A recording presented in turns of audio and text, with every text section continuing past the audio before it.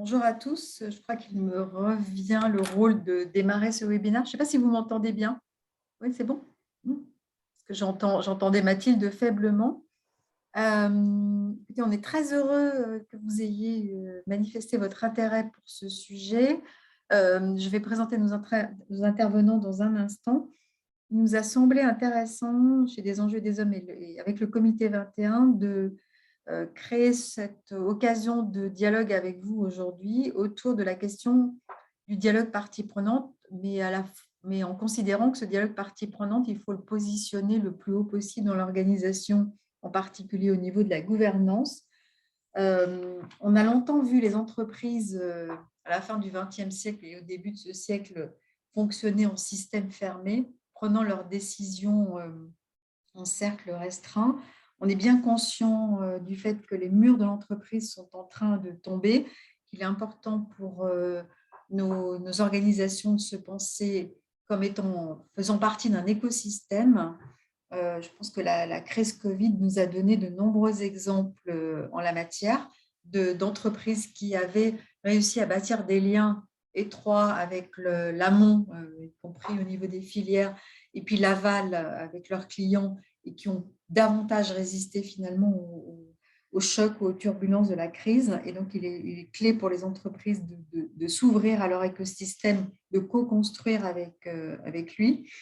Et puis, parce que les uns les autres, on travaille beaucoup sur la raison d'être et le sujet des sociétés à mission, et c'est vraiment l'angle qu'on voulait donner aujourd'hui, on a pu, grâce à la loi Pacte, commencer à observer les bénéfices de la mise en place de ces comités parties prenantes, du comité de mission ou comité de raison d'être, d'ailleurs dans certaines entreprises, et qui sont venus finalement éclairer les réflexions et les prises de décision à la fois des conseils d'administration et des COMEX. Et c'est vraiment le sujet qu'on voulait explorer avec vous aujourd'hui, et on est vraiment très heureux d'avoir réuni ce panel. Alors, je vais commencer par Sarah. Peut-être qu'on peut changer de slide. Oui, en fait, on se connaît de longue date avec le comité 21. On a eu le plaisir de mener plusieurs travaux, et en particulier sur la dernière année et demie, d'aider le comité 21 dans l'animation de ce think tank qui a réuni plus de 25 acteurs de premier plan et qui a produit plusieurs livrables dont Sarah nous dira quelques mots tout à l'heure, et qui portaient vraiment sur le dialogue avec les parties prenantes et la façon de les intégrer davantage à la gouvernance.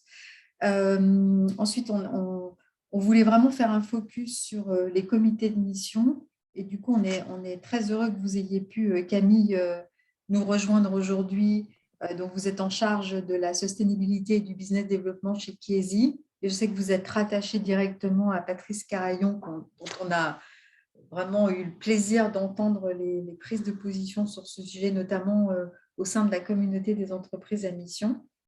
Et je trouve que ça serait très intéressant que vous nous apportiez votre éclairage sur cette nouvelle instance, finalement, qui est créée dans les entreprises qui ont fait le choix d'acquérir la qualité de société à mission.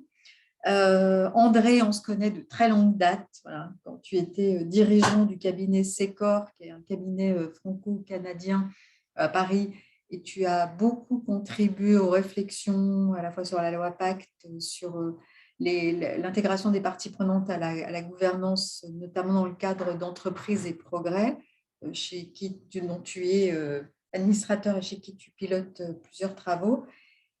Et puis, j'ai le plaisir aussi de m'appuyer sur ce webinaire sur Caroline Baron, qui est un des managers de l'équipe de Des enjeux et des hommes.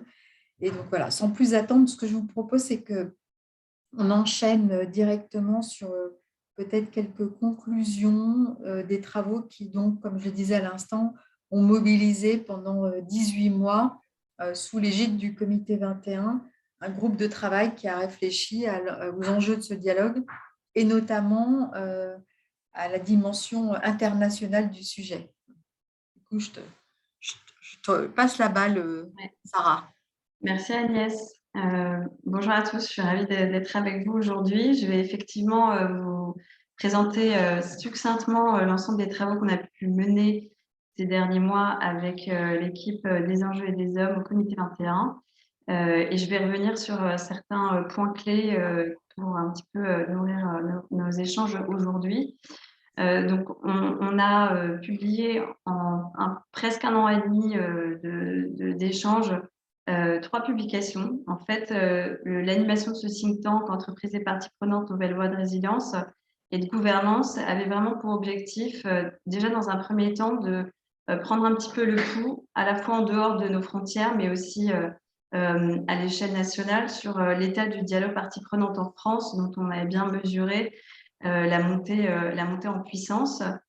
Donc ça, c'était l'objectif des 2 premières publications que vous pourrez retrouver sur nos sites internet respectifs. Donc, on a fait un benchmark international pour aller voir dans différents secteurs d'activité, dans différentes zones géographiques, ce qui se passait ailleurs dans le monde, à la fois au sein des PME, mais aussi des grands groupes. Donc, un certain nombre d'enseignements ont pu être tirés à partir de cette étude-là.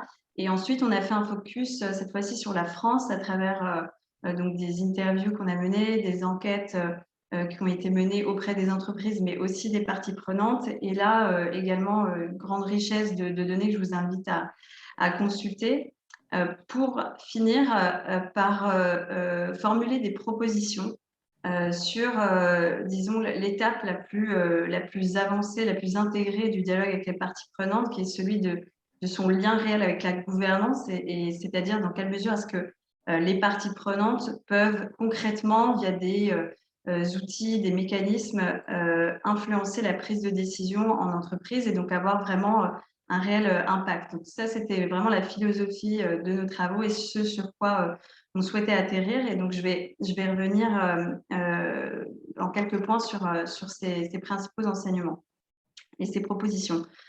Donc, concernant l'état du dialogue, on a mené plusieurs enquêtes, un certain nombre d'interviews. Et une chose qui nous a marqué, c'était le décalage entre le discours et la réalité, puisque on a, comme je le disais, bien noté l'engouement pour la question des parties prenantes, hein, mais on a remarqué qu'en fait, il cachait de nombreuses difficultés, que ce soit en termes de méthodologie, d'identification des parties prenantes, avec des parties prenantes souvent oubliées, l'appropriation même de cet intérêt du dialogue avec les parties prenantes, que ce soit internes ou externes. Et donc, comment est-ce qu'on peut l'intégrer, cette dynamique-là, réellement dans la culture de l'entreprise, afin que ce dialogue ait un réel impact au sens du suivi du dialogue, au sens de la mesure de l'influence sur les prises de décision qu'il peut avoir, etc. Et donc, le dialogue, il existe, certes. Donc, on a pu mesurer que près de 66% des entreprises déclarent pratiquer à minima ce qu'on appelle donc, la consultation de leurs parties prenantes. Donc, c'est une première, disons, étape qui est intéressante, avec toutefois un écart quand même, et c'est le cas sur beaucoup d'indicateurs qu'on a essayé de mesurer entre les grands groupes et les PME, ce qui ne veut pas dire que les PME se désintéressent du sujet, mais elles ont une approche qui est forcément différente et, disons, à leur échelle, avec un dialogue parfois plus naturel, mais avec des parties prenantes un nombre limité, plus limité de parties prenantes, donc un nombre plus restreint de parties prenantes. Et quand on essaie d'avancer un petit peu dans l'appropriation, la professionnalisation, l'intégration de ce dialogue dans l'entreprise, on remarque que là, les pratiques sont beaucoup moins nombreuses. On a noté par exemple que moins de 10% des entreprises apportaient à leurs salariés, que ce soit des formations ou des guides, des outils pour pouvoir monter en compétence sur ce sujet-là et savoir en quoi est-ce qu'il peut être pour tout acteur dans l'entreprise intéressant de dialoguer avec les parties prenantes, que ce soit pour identifier les signaux faibles, que ce soit pour mieux intégrer l'entreprise à son écosystème, élargir sa vision, identifier des partenaires, etc. Et donc, ce décalage entre les faits, enfin, disons le déclaratif, hein, l'envie de dialoguer, la perception que le dialogue est un sujet stratégique et le nombre d'entreprises qui nous disaient réellement impliquer les parties prenantes sur des projets stratégiques nous a conforté dans l'idée qu'il fallait leur apporter des outils de compréhension, mais aussi des exemples de bonnes pratiques pour pouvoir aller plus loin sur ce sujet-là. Et donc, si on passe à la slide suivante, pour ça, on a imaginé une échelle disons, de progression d'un niveau à un autre. Le dernier niveau étant l'implication des parties prenantes dans la gouvernance de l'entreprise. Donc, je répète le message de départ de mon propos, qui était de dire que échanger avec les parties prenantes, oui, mais pourquoi? Quel est vraiment l'objectif, à la fois pour l'entreprise, mais aussi pour les parties prenantes. Et quand on pousse cette réflexion-là, on se rend bien compte qu'à partir du moment où on veut que vraiment ce dialogue-là ait toute sa valeur, ait vraiment une efficacité, il faut que se soit démontré par une réelle inflexion, mise en mouvement de l'entreprise, déclenchée par les parties prenantes. Et donc, ça passe en grande partie par la gouvernance. Cette échelle de niveau, de maturité, elle est à prendre, disons, complexe. Il n'y a pas de comparaison entre entreprises, parce que certaines entreprises sur des sujets vont être assez en avance, mais même les entreprises les plus matures, parfois, ont des enjeux qu'on va nous situer au niveau 1 sur l'identification des parties prenantes. Comme je disais, on a noté qu'il y avait beaucoup de parties prenantes qui étaient oubliées, et je vais revenir justement sur ce point-là. Donc, c'est vraiment une idée de progression et de donner un cadre aux entreprises pour pouvoir aussi se donner des objectifs. Donc, le premier niveau, c'est la pratique classique du dialogue avec les parties prenantes que la plupart des entreprises font. Donc, c'est répandu. En général, c'est motivé par une approche de gestion des risques plus qu'une conviction que l'entreprise appartient à ses parties prenantes et qu'elles doivent répondre ensemble à des enjeux sociétaux. Donc ça, c'est donc plutôt une approche gestion des risques avec des modes de communication, d'échange qui sont plutôt de l'ordre de l'information, donc plutôt descendant, ou alors de la consultation sans forcément de passage à l'action derrière. Mais avec donc quand même en sous-jacent une volonté de plus de transparence, d'être à l'écoute, sans aller jusqu'à de la co-construction, etc. Et donc avec des parties prenantes aussi limitées dans leur nombre, des parties prenantes classiques, salariés, clients, fournisseurs, etc. Et donc ces parties prenantes plus oubliées dont je parlais tout à l'heure, c'est souvent les ONG, les médias, le monde académique, les collectivités territoriales, les jeunes aujourd'hui qui sont considérés comme tels par certaines entreprises, comme une catégorie de parties prenantes à écouter et avec laquelle dialoguer, qui sont tous aussi pourvoyeurs de signaux faibles et donc intéressants pour l'entreprise. Donc, ce sont plutôt des entreprises ici qui, en ne souhaitant pas aller plus loin, sont encore dans une culture de défiance par rapport aux parties prenantes, qui ont peur d'être attaquées parce que ça ne fait pas encore partie de la culture, disons, de leur entreprise. Ensuite, quand on passe au niveau 2, on est dans des pratiques en entreprise qui sont plus cadrées, plus structurées. Le sujet commence à être considéré comme stratégique, donc on commence vraiment à le formaliser avec donc les cartographies parties prenantes, par exemple, la consultation des parties prenantes pour réaliser sa matrice de matérialité. Mais on reste cantonné à la direction RSE en général, et les équipes dans l'entreprise ne sont pas forcément formées au-delà des équipes RSE. Et le dialogue, on peut dire qu'il reste un petit peu encore comme une case à cocher. Il n'y a pas vraiment une logique de transformation avec les parties prenantes de l'entreprise. Ensuite, au niveau 3, donc on a appelé professionnalisation du dialogue. Là, on est avec des entreprises qui n'ont plus peur de dialoguer sur des sujets controversés et qui vont aborder des sujets vraiment stratégiques pour l'entreprise, qui souhaitent s'inscrire dans la durée avec leurs parties prenantes. Et donc, ces parties prenantes qui prennent de plus en plus de place dans les discussions, que ce soit autour de la stratégie RSE, voire même de la stratégie globale de l'entreprise, la définition de sa raison d'être, etc. Et pour diffuser cette culture en interne, par ailleurs, l'entreprise met en place des actions de formation, de construction de guides, d'outils, pour que le dialogue avec les parties prenantes, l'ouverture, l'écoute deviennent de plus en plus un réflexe pour tous les collaborateurs dans l'entreprise. Et enfin, on atteint le niveau 4 où là, on est vraiment dans une forme de conviction de la pertinence de prendre en compte l'avis des parties prenantes dans les décisions stratégiques de l'entreprise.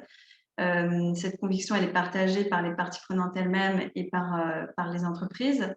Et donc là, on est dans des modes d'action avec des cadres de discussion qui sont très structurés et rattachés à la gouvernance de l'entreprise. On pense au comité de parties prenantes, on pense au comité de mission, on pense aux actions de co-construction également de raisons d'être, bien sûr, et dans une moindre mesure, mais c'est également un des enjeux sur la table, de l'ouverture du conseil d'administration à des parties prenantes. Mais on voit bien que ce n'est pas du tout la seule porte d'entrée pour pouvoir impliquer les parties prenantes. J'insiste dessus parce que souvent les entreprises pensent que ouvrir la gouvernance des entreprises aux parties prenantes veut dire offrir un siège à toutes les parties prenantes, ce qui, effectivement, pour de multiples raisons, ne serait pas constructif ou gérable.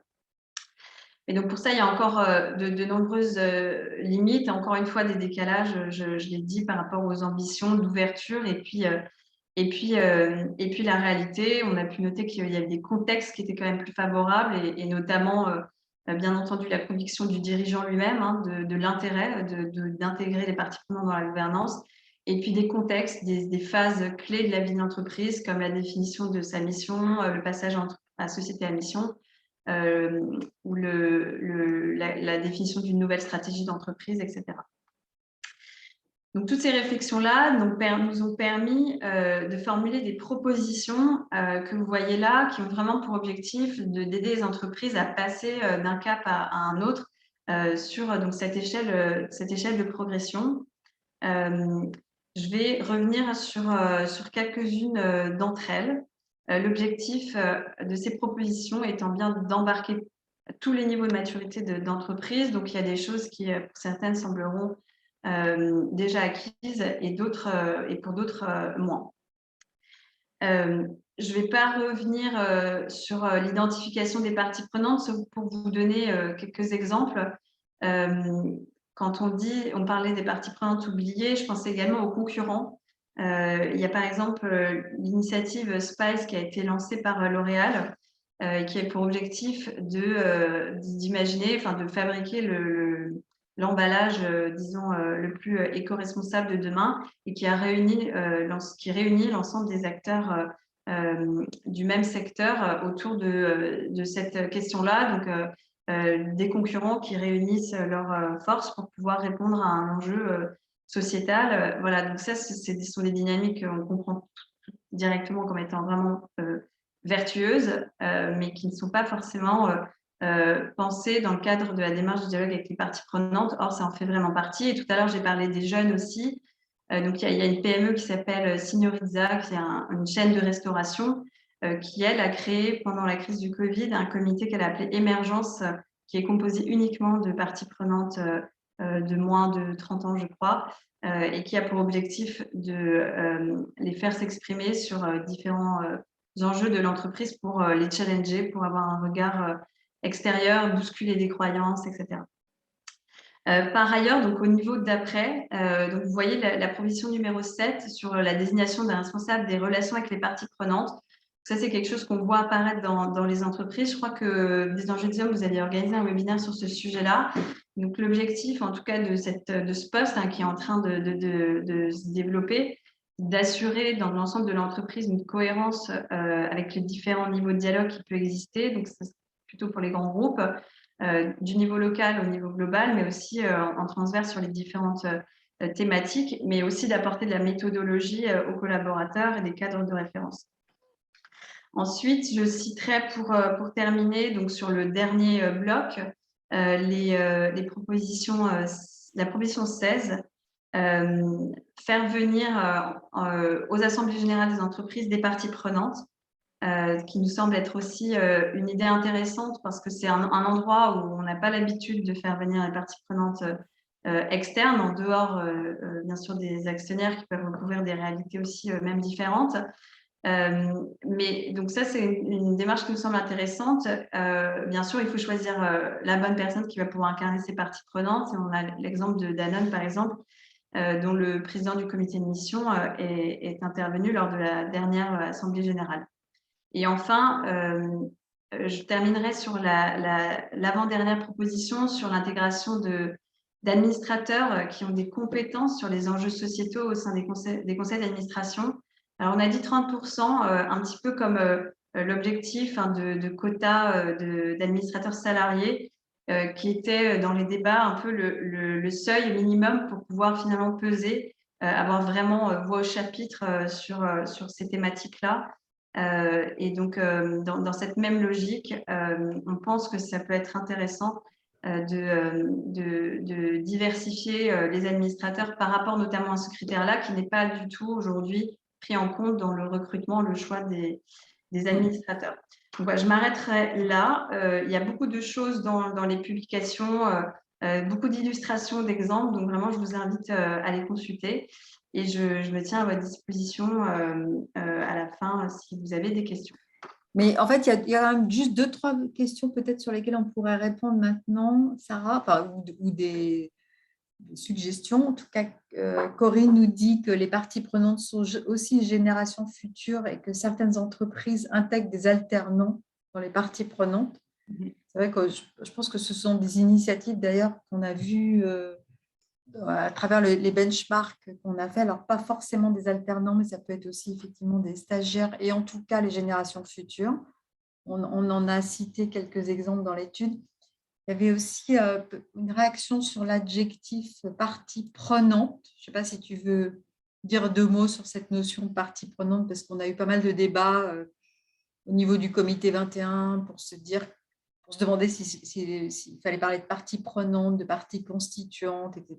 Si tu veux revenir un peu là-dessus. Oui, alors donc effectivement, c'est un débat qu'on a eu également. Dans justement le travail d'identification des parties prenantes, on a proposé un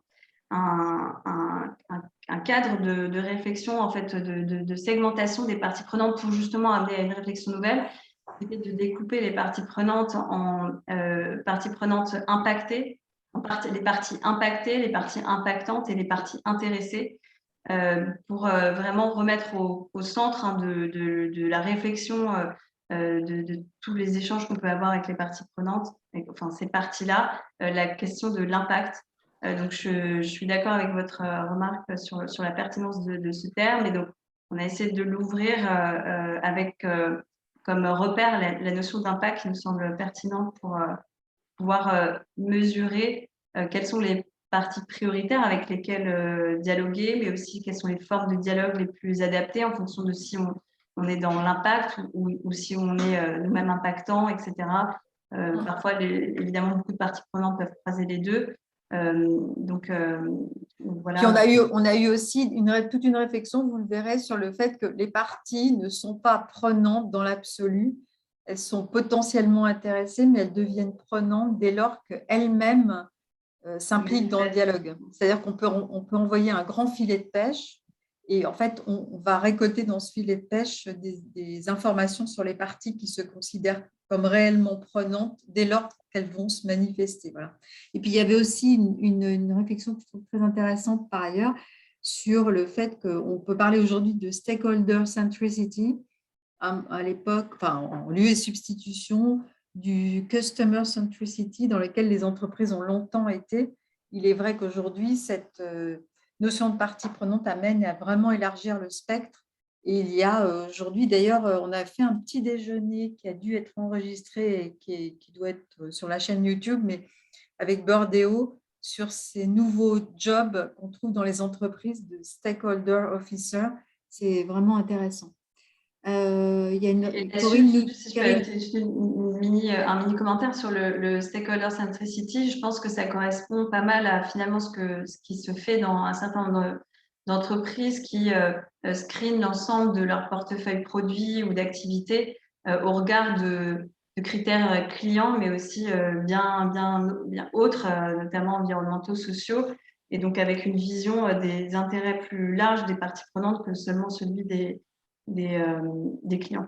Okay. Je reviendrai sur les autres questions après. Je vous propose qu'on enchaîne pour ne pas enfin, voilà, pour rester fidèle à notre planning. Et du coup, Caroline, voilà, tu échanges avec Camille sur les témoignages de Kiesi France. Tout à fait. Merci beaucoup Agnès. Et merci beaucoup à Camille Lemaître d'être avec nous et d'avoir accepté de témoigner sur ces premiers mois d'expérimentation du comité de mission. Alors, peut-être pour démarrer, Camille, est-ce que vous pouvez en quelques mots nous en dire un petit peu plus sur votre entreprise, Kiesi, et puis sur son engagement sur ces sujets de RSE? Oui, tout à fait. Bonjour Caroline, bonjour à tous. Merci de m'accueillir aujourd'hui. Je vais parler brièvement de Chiesi, qui est un laboratoire pharmaceutique familial d'origine italienne, de dimension internationale, qui est non coté en bourse et qui a été créé en 1935. Nous sommes plus de 6000 collaborateurs à travers le monde et nous avons 3 sites industriels et 7 centres de R&D. Pour parler de la France, la filiale de Chiesi est présente depuis plus de 20 ans sur l'ensemble de la chaîne de valeur ajoutée, que ce soit au niveau de la recherche et développement, production et distribution et mise à disposition de solutions en santé auprès des professionnels de santé et des patients. En France, nous avons 400 collaborateurs et nous réalisons près de 150 millions de chiffres d'affaires. Notre mission est de prendre soin des patients et de la planète aujourd'hui pour demain. Et pour ce faire, nous mobilisons notre expertise dans 3 grands domaines thérapeutiques. Tout d'abord, celui que nous appelons R pour les maladies respiratoires, que ce soit l'asthme ou la bronchopneumopathie chronique obstructive, et aussi la néonatologie. Nous avons ce que nous appelons le RARE pour les maladies rares et le CARE pour les soins de spécialité, la transplantation et la prévention, avec une entité que nous avons qui est basée à Nice, qui est spécialisée dans la micronutrition. Pour répondre à votre question sur l'engagement de Chiesi, c'est vrai que le groupe est historiquement très engagé sur les enjeux sociaux et environnementaux. Et dès 2017, nous avons intégré les objectifs de développement durable au cœur de notre stratégie RSE. Et aussi, nous avons fait vraiment une pierre angulaire de la notion de valeur partagée dans notre engagement. Et en France, Chiesi est devenu le premier laboratoire pharmaceutique société à mission en avril 2021. Et sur le plan international, Chiesi est le plus grand groupe pharmaceutique certifié Bicorp. Donc, ça fait beaucoup d'informations, mais ce qui est peut-être plus intéressant, c'est de vous donner des illustrations concrètes de nos engagements. Donc, au niveau du groupe, nous investissons plus de 20% de notre chiffre d'affaires dans la recherche et développement. Donc, pour vous donner une idée, en moyenne dans l'industrie pharmaceutique, c'est de l'ordre de 15%. Tous les produits issus de la recherche et développement de Chiesi sont fabriqués en Europe. Et ces 10 dernières années, nous avons massivement investi en France sur notre site industriel qui est basé dans le Loir-et-Cher.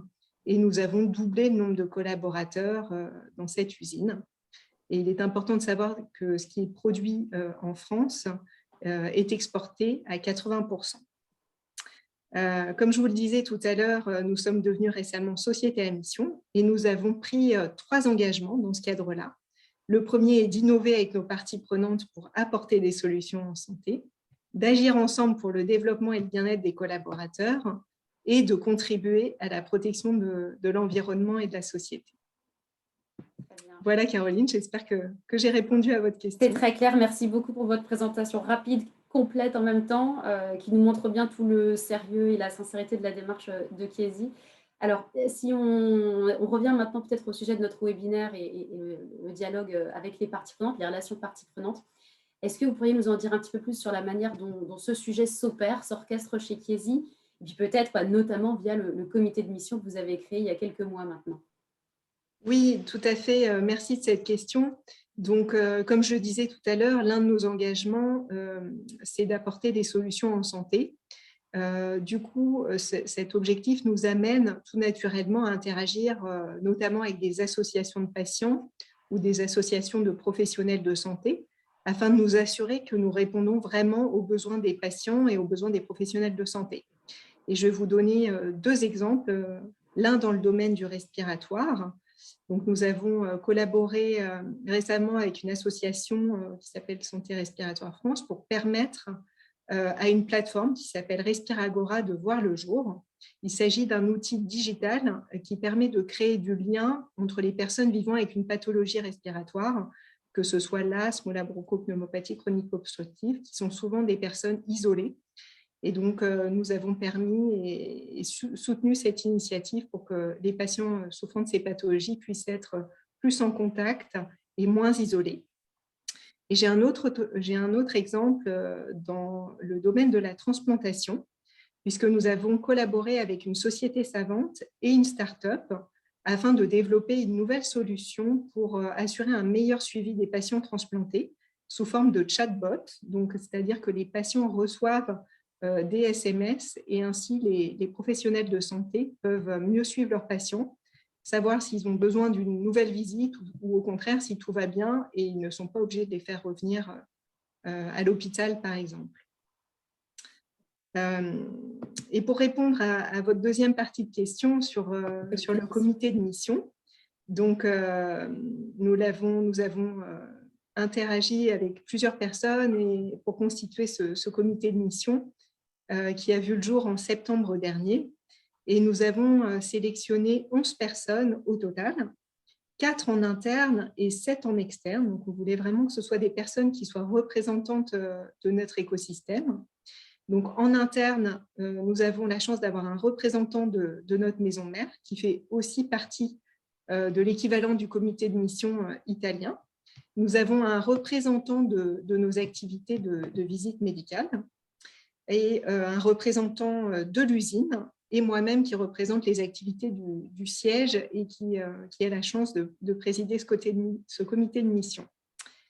Et en externe, comme je vous le disais, nous avons 7 personnes, donc très représentatives de notre environnement. Donc, nous avons des représentants d'associations de patients, des professionnels de santé, des personnes impliquées dans des ONG, des parlementaires, des experts de la RSE et des fournisseurs engagés.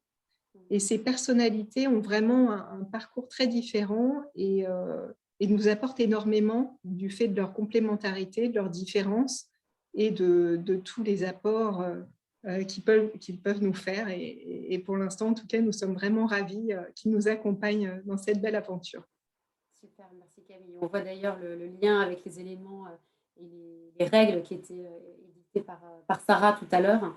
Oui. L'importance de la diversité, effectivement, des parties prenantes, et on voit cette diversité dans le comité de mission. Super. Alors, peut-être, au-delà de la... Déjà, merci pour ces éléments très clairs sur la position du comité de mission. Caroline, on ne t'entend pas très bien. Caroline, on ne t'entend pas très bien. On ne m'entend pas bien. Alors, il faut se rapprocher, à mon avis. Je vais me rapprocher, pardon. Ouais, très bien. Sur peut-être, Camille, le mode de fonctionnement du comité de mission, voilà, la manière dont vous avez mis en place les choses. Peut-être que certains parmi vous se posent la question de franchir le pas. Et puis le lien ou pas qui existe avec la gouvernance de l'entreprise, les interactions du comité de mission avec la gouvernance. Oui, alors comme je vous le disais, nous avons commencé à travailler avec le comité de mission en septembre dernier, mais on a déjà bien avancé puisque nous avons fait trois réunions depuis le mois de septembre. Donc la première déjà, c'était pour faire connaissance, d'aligner tout le monde aussi, puisque ces parties prenantes connaissent notre entreprise, mais pas toutes au même niveau. Donc c'était important que chacun ait le même niveau d'information. Et puis, nous avons embrayé ensuite sur les objectifs prioritaires. Donc, nous avons décidé ensemble des principaux objectifs qui seront travaillés en priorité. Et nous avons aussi défini des feuilles de route avec des KPI très précis, un timing aussi, pour vraiment faire avancer ces projets. Donc, on s'est réunis 3 fois. Et à terme, nous espérons garder un rythme d'une réunion par trimestre pour pouvoir vraiment bien avancer sur tous les sujets qui nous occupent. Et pour répondre à votre question sur la connexion des parties prenantes à la gouvernance de l'entreprise, donc il est vrai que chez Chiesi, il existe beaucoup de liens entre le comité de mission et d'autres organes, disons, puisque nous avons un représentant de la maison mère, dont je vous parlais tout à l'heure, qui vraiment nous permet d'assurer un alignement entre ce qui est fait au niveau du groupe et ce que nous souhaitons faire dans la filiale. Et comme le disait Sarah tout à l'heure, ce qui est important aussi, c'est d'avoir vraiment la grande implication des plus hautes instances de la société. Et comme vous le savez peut-être, notre président Patrice Carayon est extrêmement impliqué, ainsi que le comité de direction, et ce, bien avant que nous devenions société à mission. Et enfin, nous souhaitons de plus en plus avoir des discussions régulières avec l'équivalent du comité de mission qui a été mis en place il y a 2 ans en Italie pour vraiment travailler en synergie et conjointement sur ces sujets stratégiques. Ok, super. Alors, je crois qu'on arrive quasi au bout, mais peut-être une dernière question. Oui. Je me dis que ça peut intéresser les gens qui sont avec nous aujourd'hui. Si vous pouviez peut-être partager voilà, des premiers retours d'expérience. Alors, c'est très jeune, parce que le comité de mission a un peu plus de 6 mois, mais premier retour d'expérience, des clés de succès, quels enseignements on pourrait tirer ou des difficultés potentielles de ces premiers mois d'exercice de votre comité de mission? Moi, j'ai complété la question, Camille, parce qu'on voit beaucoup de nos clients un peu réticents, un peu frileux à l'idée de créer cette nouvelle instance. Je pense en particulier à des entreprises familiales qui n'ont pas forcément été ouvertes encore à ce type d'échanges, etc. Et puis, il y a des personnes qui parlent du comité de mission versus le comité de partie prenante. Parce qu'en fait, je ne sais pas s'il y avait déjà un comité partie prenante chez Chiesi. Voilà. Est-ce que vous pouvez nous dire aussi ce qui ne marche pas, ce qui est compliqué, ce à quoi il faut faire attention? Oui, très bien. Alors, pour l'instant, on a une grande mobilisation de ce comité, que ce soit des personnes internes ou externes. Il y a vraiment un investissement de leur part, une bonne dynamique de groupe. Je pense que ce qu'ils apprécient aussi, c'est la diversité des profils. Chacun apporte vraiment sa pierre à l'édifice. Il y a une possibilité de dialoguer. Vraiment, ils n'hésitent pas à nous challenger sur certains points, certaines idées. Et nous, ça nous permet vraiment d'aller plus loin, de nous questionner. Et puis, ce que j'aimais bien dans la discussion et dans les questions qu'il y a eu avant, c'est le concept de partie prenante et de partie donnante. En fait, je pense que pour conserver cette mobilisation, il faut que chacun y trouve son compte, en fait, de donner de son temps, mais aussi recevoir. Et le feedback qu'on a de certaines personnes du groupe, c'est qu'ils en tirent vraiment beaucoup de choses, notamment des exemples d'actions qu'ils pourraient mettre en place dans leur société ou dans leur structure respective. Donc, je pense que pour garder cette mobilisation dans le temps, il faut vraiment que tout le monde y trouve son compte, qu'ils se sentent écoutés et que chacun en tire quelque chose pour pouvoir continuer à donner et avoir envie de continuer à s'investir dans le comité. D'ailleurs, on voit que beaucoup de membres de comités de mission sont des personnes qui elles-mêmes ont créé un comité de mission et qui du coup sont prêtes aussi à aller dans d'autres entreprises, soit témoigner, soit contribuer. Enfin, il y a une espèce de dynamique comme ça qui se crée. Et est-ce que vous rémunérez les membres du comité de mission? Non. Non, c'est vraiment sur…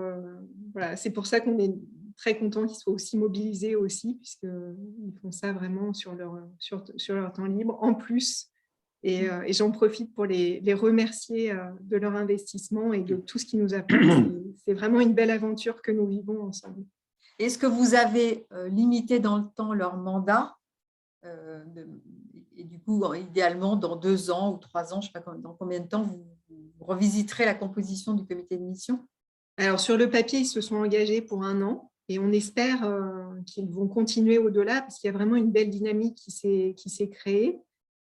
Et un immense travail qui a été amorcé. Donc, on aimerait pouvoir continuer à travailler avec ces mêmes personnes pour pouvoir assurer une continuité en fait, dans le travail. Donc, j'espère qu'ils resteront beaucoup plus longtemps que cette année sur laquelle ils sont engagés, en tout cas. Puis de toute manière, ça reste un temps assez court, 1 année, pour bien comprendre l'entreprise, ses enjeux, jouer pleinement ce rôle.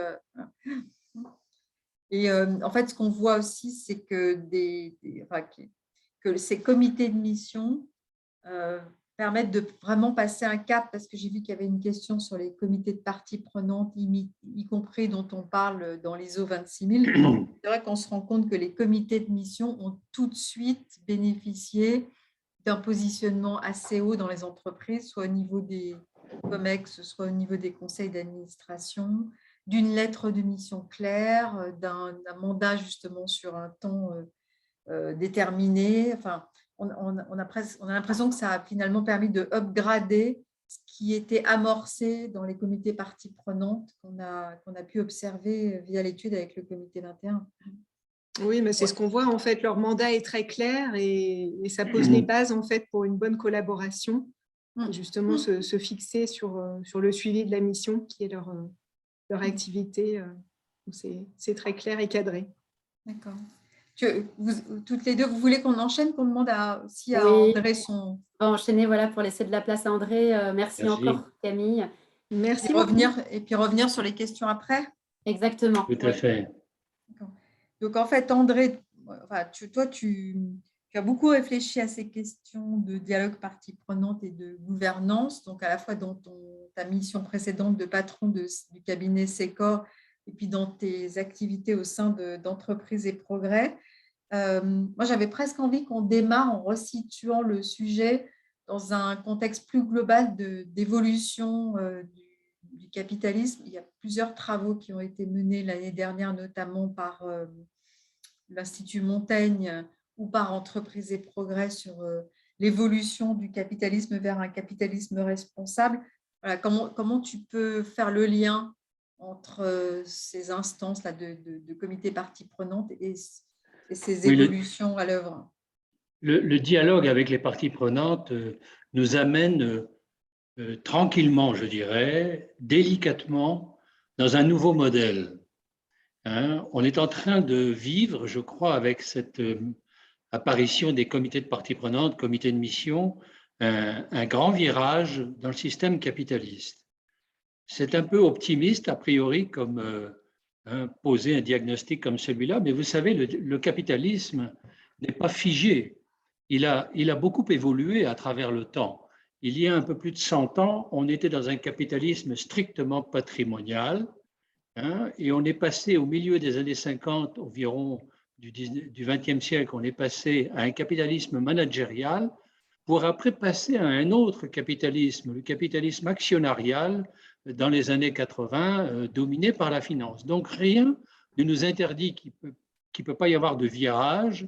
Et moi, je crois que avec le couple, comité de parties prenantes et raison d'être, car pour moi, il n'y a pas de vrai comité de parties prenantes si on n'a pas une raison d'être, la raison d'être donnant une vision, une mission, une ambition de l'entreprise à l'égard de la société. Bon, s'il n'y a pas de raison d'être, c'est difficile d'imaginer un comité de parties prenantes, et je pense que s'il y a une raison d'être, il faut absolument qu'il y ait un comité de parties prenantes. Mais donc, on peut rentrer dans un nouveau capitalisme, celui du capitalisme des parties prenantes dont on parle depuis plusieurs années, mais on vient lui donner du corps avec cette idée même de créer un comité de parties prenantes. D'accord. Et après, je crois que j'ai évidemment ton ouvrage dans la bibliothèque derrière moi, voilà, sur l'entreprise progressiste, mais est-ce que tu pourrais du coup partager avec nous ce que tu développes dans cet ouvrage, mais sur les conditions du dialogue partie prenante, parce que ça représente une partie importante de tes travaux. Qu'est-ce qui fait que finalement ça peut fonctionner de créer ce comité partie prenante et qui soit vraiment porteur de résultats et de création de valeur pour l'entreprise? Oui, effectivement, il y a 5 ou 6 clés qu'il faut retenir. Chiesi, d'ailleurs, je trouve, est vraiment bien aligné selon mes réflexions, selon mes préconisations.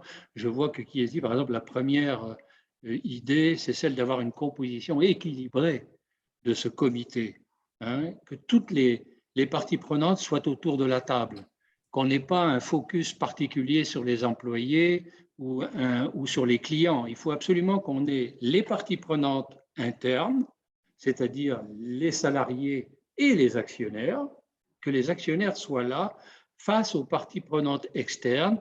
Et les parties prenantes externes, c'est les clients et des associations de consommateurs, etc., qui sont autour du thème client.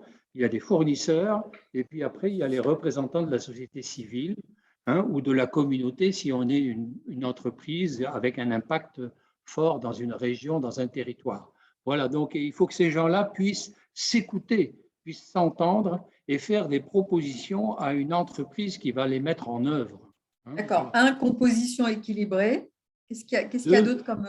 Oui, j'en ai 5 ou 6, hein, Agnès. Ok. Donc la deuxième, c'est d'avoir une présidence de ce comité qui soit confiée à quelqu'un de l'externe. Je crois qu'il faut que l'entreprise lâche un peu la bride, hein, que le PDG ne préside pas cette réunion régulière. Il peut y être présent, ça c'est certain, mais je pense que la présidence, on a avantage à aller chercher une personne parmi les parties prenantes externes. D'ailleurs, Camille chez Chiesi, qu'est-ce qui préside le comité? Alors, on ne suit pas la règle d'André, puisque c'est moi. Je préside le comité et on a bien réfléchi justement à cette décision qui était motivée par le fait de pouvoir garder du lien avec la maison mère, avec les autres filiales, avec le comité RSE interne pour articuler tout le travail qui était fait. Donc, c'est un parti pris. Voilà. OK. Bon, ma troisième, Agnès, ma troisième préconisation, et là je vais aller à l'encontre peut-être de Camille, c'est la rémunération des participants.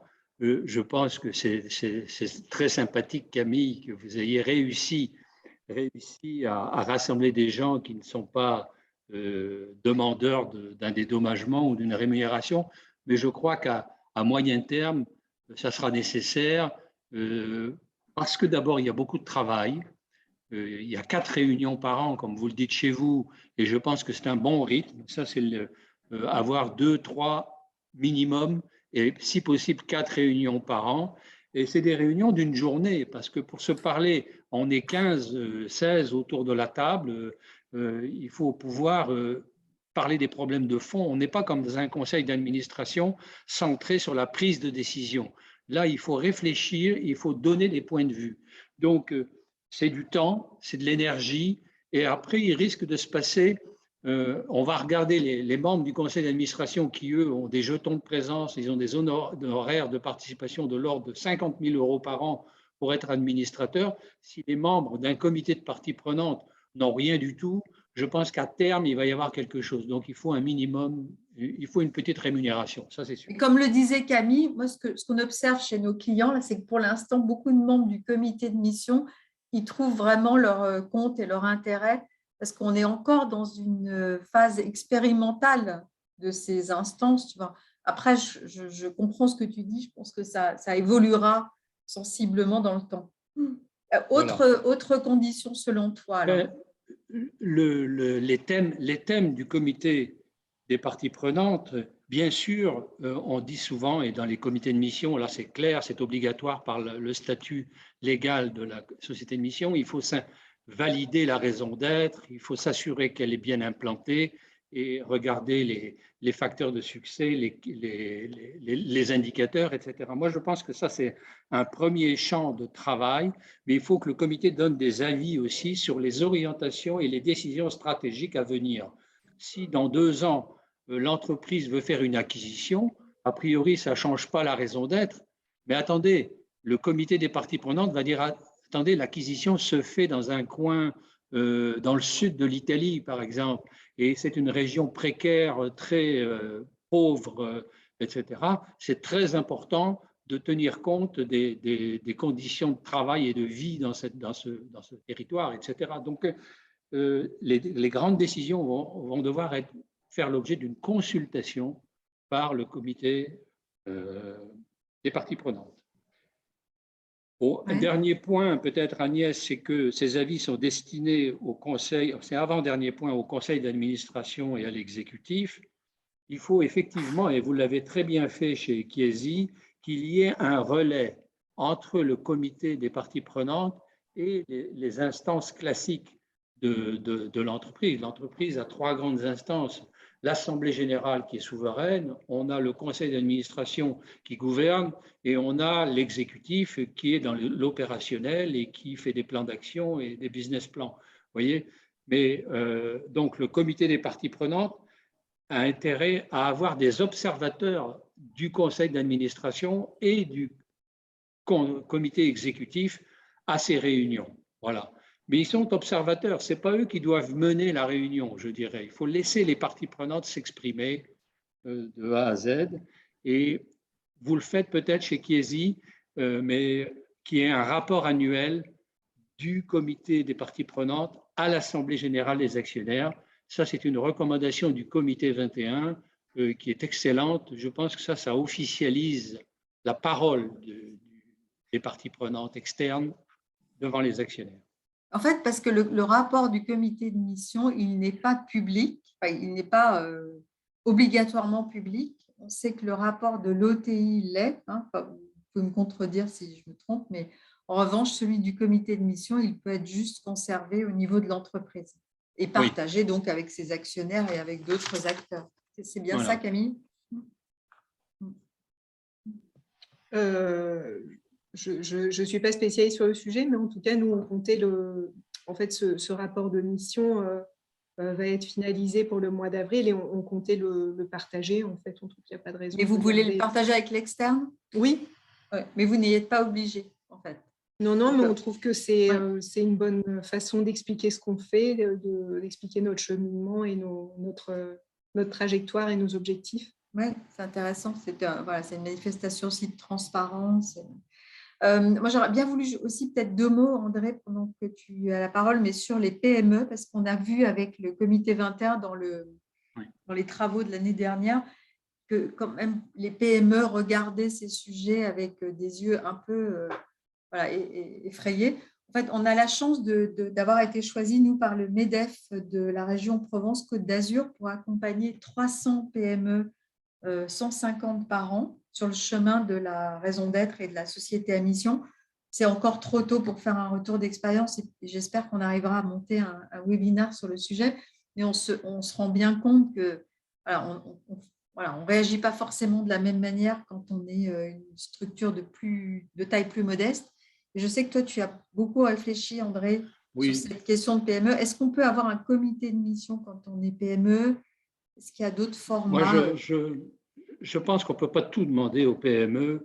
Une PME qui a 10 ou 20 collaborateurs, généralement, elle est dirigée par un propriétaire ou une famille ou quelques actionnaires.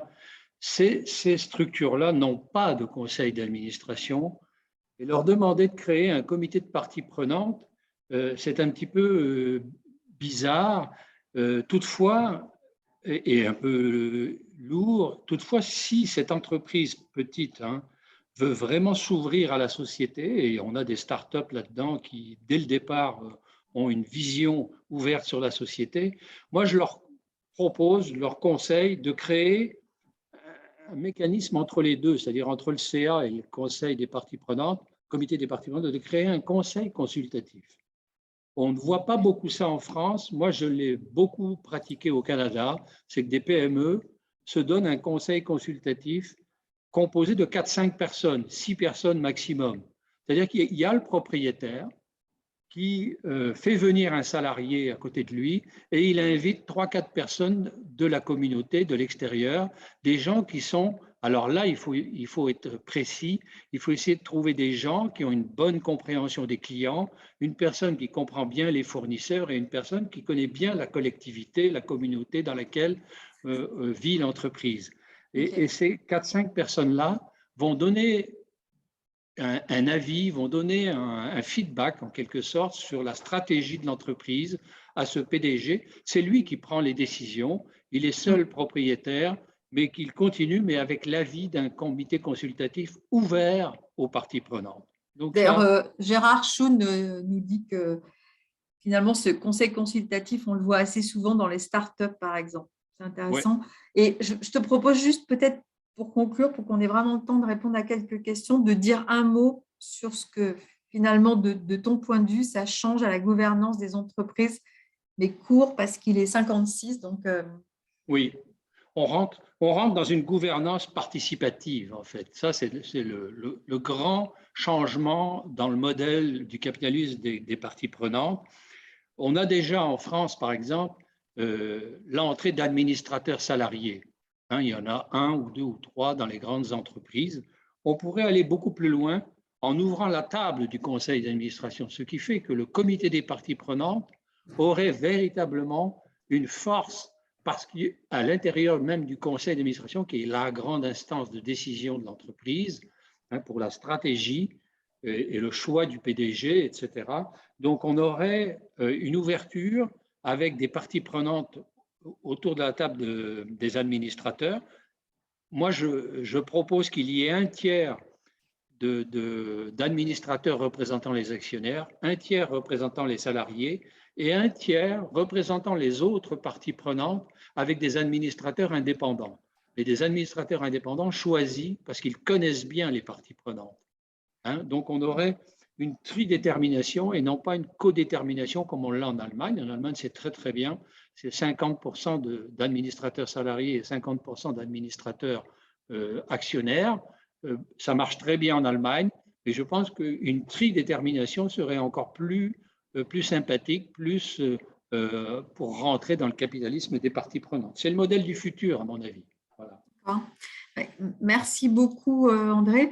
J'essaie de voir si on peut répondre aux questions des uns et des autres. Il y a eu un certain nombre de questions sur à la fois la dernière lettre de Larry Fink de BlackRock qui évidemment fait écho à cette notion de capitalisme des parties prenantes. Vous êtes plusieurs à avoir dit comment on évite le risque de cacophonie et avoir souligné l'importance de l'animation. Oui. Vous verrez, je pense que ça fait partie justement des sujets qu'on a mis en exergue dans les travaux avec le comité 21. C'est vraiment la nécessité de ne pas sous-estimer l'importance qu'il y a à bien préparer chacun au dialogue et avoir des spécialistes du dialogue dès lors qu'on construit, enfin qu'on prépare et anime des réunions de ce type.